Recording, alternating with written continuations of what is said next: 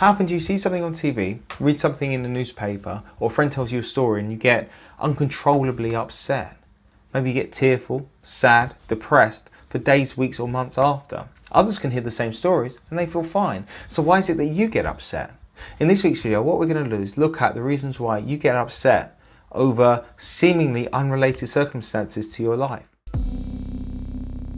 Hi, welcome back to another video of me, Philip Carahassan, for Therapy in London. And remember, if you want to watch videos every week showing you how you can be happier, more confident and better in control of your life, click that subscribe button. If you like this video, remember to give it a thumbs up. So why is it that some things affect you so deeply and make you so sad? I uploaded a video last week concerning anger, how we can be walking down the street, someone walks into us and we feel this surge of anger and rage over something so insignificant. You can be angry at that passerby who's barged into you, but you can't be angry at your boss, your partner. So think, what stops you from listening to those sad emotions? Society tells us to keep calm and carry on, to look at the brighter side of life. Stop being depressed, stop being sad, focus on the good things, focus on being happy. I get that you can't walk about being sad and depressed all the time, otherwise you wouldn't get anything done. But if these emotions aren't dispelled, they're going to live within you. They're going to dictate how you feel in other situations and they're going to cloud your judgment. Your emotions are there to show you that something's wrong and something needs fixing. For example, if you cut yourself, your reaction is to put a plaster in it to stop the bleeding so that you feel better. And it's exactly the same for your emotional pain that you're feeling. Just because you can't see it doesn't mean it isn't real. So in the same way, if you touch that cut, it will hurt you to remind you that there's something wrong. It's exactly the same with our emotions. If something touches us emotionally, it's going to bring up that same emotional pain that we felt years ago, that we continue to feel on a daily basis.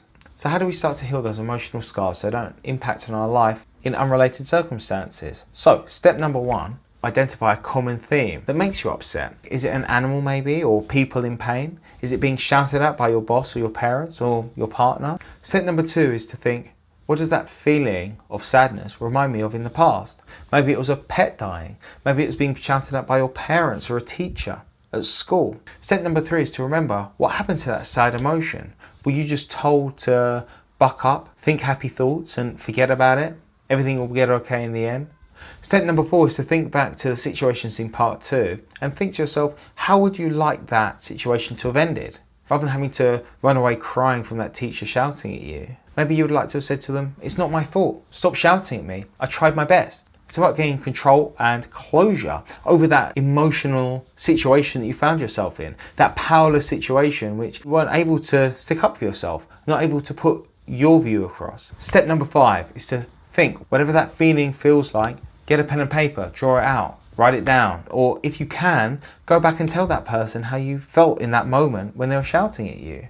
That emotion has been trapped in you for so long, and by drawing it out, writing it out, it gives you that opportunity to see it no longer as a part of you, but something different, something which you have control over, and that doesn't need to impact on every situation that you find yourself in your day-to-day life. Step number six is to find ways in which you can start to release that emotional energy so it doesn't live in you and fester inside you, dictating how you feel in your day-to-day life. Some people go to the gym, some people read, write, play a sport, whatever it is that you connect with, and it's your choice, it's your interest. Find out what works for you and give yourself permission to go and do it and enjoy it. Remember, your emotions are trying to tell you something. They're trying to help you. Let them help you. I hope you've enjoyed this video. And I hope that you've learnt that you have control over your emotions. Again, if you want to see videos every week showing you how you can be happier, more fulfilled and more confident, please do click that subscribe button. If you've got any questions for me that you want me to answer in a future video, please do leave them in the comment section down below or send me an email. I'll see you next Sunday. Have a great week. Take care. Bye bye.